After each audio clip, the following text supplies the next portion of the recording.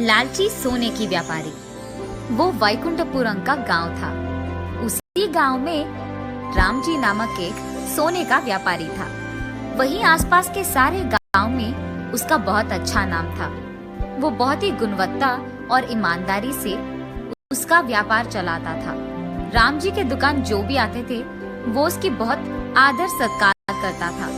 वो उसके दुकान आए मेहमानों को जूस, कूलिंग वाटर, चाय ऐसे सब लाकर उन्हें देता था। राम जी का एक बेटा था और उसका नाम श्याम जी है। श्याम जी भी उसके पिता राम जी के साथ हर रोज दुकान जाता था। लेकिन श्याम जी हर चीज में लालची ज्यादा होता था। उसके पिता का ग्राहकों का ऐसे आदर सत्कार करना उसे बिल्कुल अच्छा नहीं लगता था। एक दिन जेवर खरीदने एक परिवार उनके दुकान आता है। अरे अरे आइए, नमस्कार। नमस्कार जी, बोलिए आज क्या देखना चाहोगे? हमारी बेटी की शादी है, इसीलिए हम गहने देखने आए हैं। अरे वाह, ये तो खुशखबरी है, आइए आइए। ऐसे उन्हें अंदर बिठाकर उन्हें गहने दिखाने लगता है। क्योंकि राम जी बहुत महंगी जेवर दिखा रहा था। राम जी, हम इतनी महंगी गहने नहीं खरीद पाएंगे, हम बहुत गरीब हैं, इसीलिए हमें कम दाम में जेवर दिखाइएगा। अरे हाँ हाँ, क्यों नहीं, जरूर। उनकी बातें सुनकर राम जी अपने बारे में बिना सोचे उनके लिए गहने कम दाम में देता है। वही बगल में बैठा श्याम जी ये सब देख बहुत गुस्सा होता है और मन में ऐसे सोचता है, अरे रे, इनके साथ मैं क्या ही करूं? अगर असली रेट पे ही सोने को ऐसे बेच देंगे तो हमारा क्या लाभ होगा? इनको तो व्यापार करना भी नहीं आता। हाँ। ऐसे ही लगातार राम जी के काम देख श्याम जी को बहुत गुस्सा आता था। ऐसे ही कुछ दिन बाद राम जी का सेहत बिगड़ने लगता है। तब राम जी अपने बेटे को बुलाकर, बेटा श्याम, मेरी उम्र बढ़ रही है और मेरी सेहत बिगड़ रही है। इस हालत में मैं दुकान चला नहीं पाऊंगा, इसीलिए अब से इस दुकान की जिम्मेदारी तुम्हारे हाथों में सौंप रहा हूँ। तुझे ही हमारे दुकान का पूरा ख्याल रखना होगा बेटा। जी पापा, इज्जत से। ऐसे वो बहुत विनम्रता से अपने पापा को जवाब देकर वो बहुत खुश होता है कि आखिरकार उसके मालिक होने की जो सपना था वो सच हो गया। अब से ये दुकान मेरा है, अब मुझे कोई रोक नहीं पाएगा, मैं जो मर्जी वो करूंगा। ऐसे सोचकर बहुत खुश होता है श्याम। मालिक बनने के बाद पहले ही दिन दुकान में मालिक की कुर्सी में बैठ वो बहुत हंसता है। कुछ देर बाद दुकान को कुछ लोग आते हैं। जितने भी ग्राहक दुकान को आते थे उन सबको उसी दुकान में मौजूद काम वाला जूस, टी देता था। ये देख श्याम जी को बहुत गुस्सा आता है। ग्राहक जैसे ही बाहर जाते हैं, श्याम जी उस काम वाले को बुलाकर, सुरेश, अब से जो भी ग्राहक यहाँ आए ना, उनको जूस ये सब मत दो, और इतना ही नहीं, उस कूलिंग वाटर मशीन को भी यहाँ से निकाल दो, समझे? उससे वैसे भी बिजली की बिल बढ़ रही है। उस कूलिंग मशीन के बजाय एक मटके को लाकर यहाँ डाल दो। ऐसे ही वो दुकान में बहुत कुछ बदल देता है।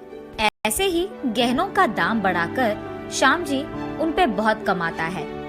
ये सब करके श्याम जी को गर्व होता है कि उसके पिता ने भी इतनी अच्छी व्यापार नहीं किया है। कुछ ही सालों में बहुत सारे पैसे कमाकर बहुत बड़े और महंगी गाड़ियां खरीदता है श्याम जी।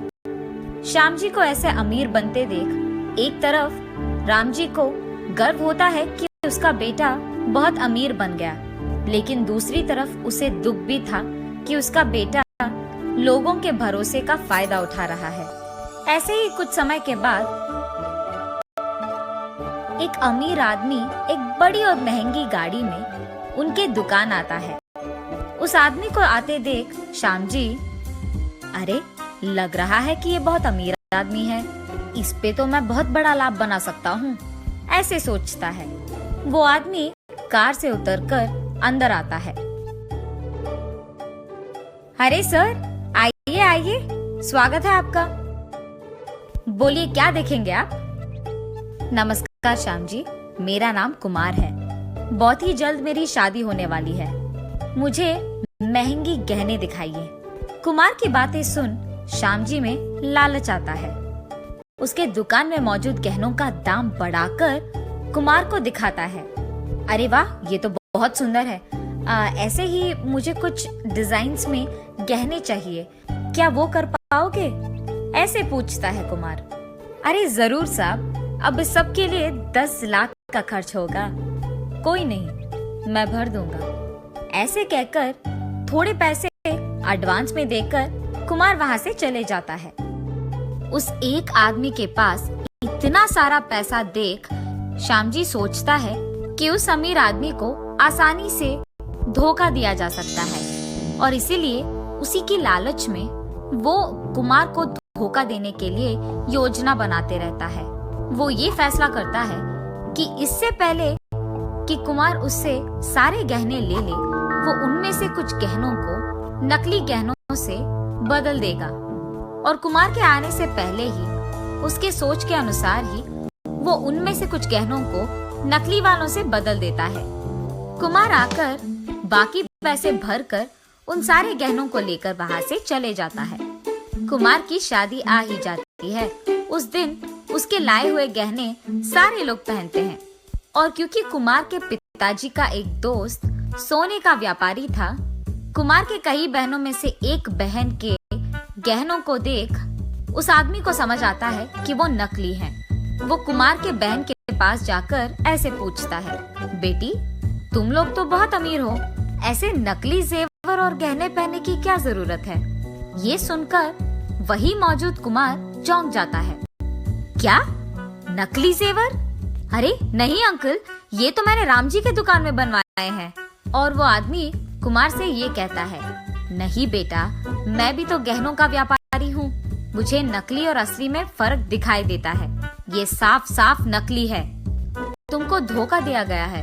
लेकिन राम जी तो बहुत अच्छे इंसान हैं, हम जैसे गहनों के व्यापारी के लिए तो वो बहुत प्रेरणा देते हैं। कहीं कोई गलती हुआ होगा, चलो हम उसकी दुकान जाकर पूछते हैं। सभी मिलकर राम जी के दुकान जाते हैं। श्याम जी, ये क्या है? आपने मुझे नकली जेवर दी है, ये असली ही नहीं है। अरे ये क्या मजाक सूझ रहा है आपको? मैंने तो आपको असली गहने ही दिए थे, आपने कहीं और बदल कर मेरे पास आकर पूछ रहे हो। अरे मुझे ऐसे करने की क्या जरूरत है श्याम जी? मैं आप पर पुलिस कंप्लेंट दूंगा। क्या आप डरा रहे हो क्या? कुमार के साथ आया बुजुर्ग, बेटा मैं भी गहनों का व्यापारी हूँ और तुम्हारे पापा का बहुत अच्छा दोस्त भी।